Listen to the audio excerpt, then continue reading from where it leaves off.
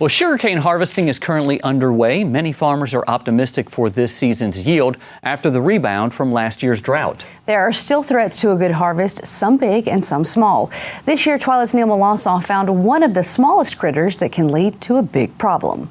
Randy Richard is a man looking for a problem. While that sounds like a fight, it's a fight against this. It ate the meristem, the growing point, and that's what caused the dead heart. He and entomologist Hannah Penn put sugarcane borers in these plots to study their effect on the crop. You can see the small entrance hole here where they go in and begin chewing. Eventually, they come out of this bigger hole and in the process kill the part of the plant that becomes the cane stalk. That's called dead heart. Dead heart doesn't usually kill the plant, but makes it unproductive for sugar.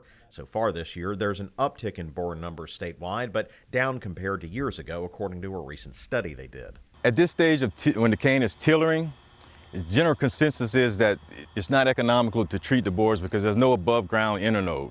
Once there is an above ground internode, then if there's a significant pest pressure, it would warrant an insecticide application. Here at the USDA Sugarcane Research Facility in Schriever, they're working on several means of control for the borer, and so far they've been successful in balancing borer control with other traits. We have kind of a triple action of control methods that we really rely on. So we have a lot of varietal resistance. So 299 is our biggest variety in terms of acreage because it stubbles really well, but it's also very resistant to the borer across the board. Some of the newer varieties like 885 coming into use, they're a lot more susceptible to the borer.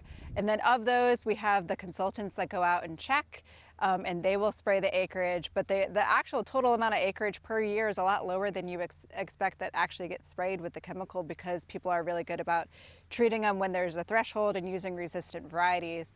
We also have biological control. One biological control for them is in every field and yard in Louisiana. Believe it or not, fire ants are actually good for something. In fact, there was a study by LSU after some hurricanes in 2016 that showed that fields that got flooded with salt water and the fire ants left actually had to be treated for borers more because those fire ants were gone. So they didn't get any of that biological control. Penn says besides letting the ants stay at the picnic, vigilance is the best weapon against the borers, especially this early in the sugarcane season. Just keep your eye on what's happening early and often. Make sure that either you or you have a consultant going into the field and looking, because actually some of the work that we just published out of the USDA last year showed that once a stalk has borer damage at the base, you are more likely to get borer damage within that year.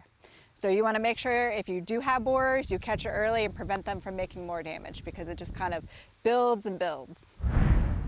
Now, fortunately, sugarcane borers haven't proven to be a major source of yield loss in 2024. Still, researchers at the USDA and LSU Ag Center continue to monitor varieties that are more resistant to this invasive species that also affects other crops.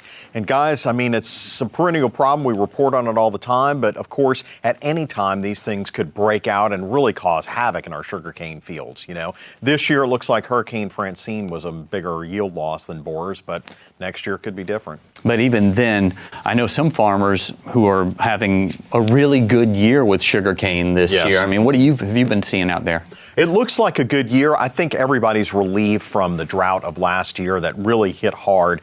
You know, sugarcane was right at the critical growing time when the faucet turned off, so to speak, and it really needed that extra boost to get more yield. But this year, it looks like they're having the tonnage and the sugar, so hopefully it's going to be a good year. Neil Melancon, thank you so much for bringing us a great sugar story.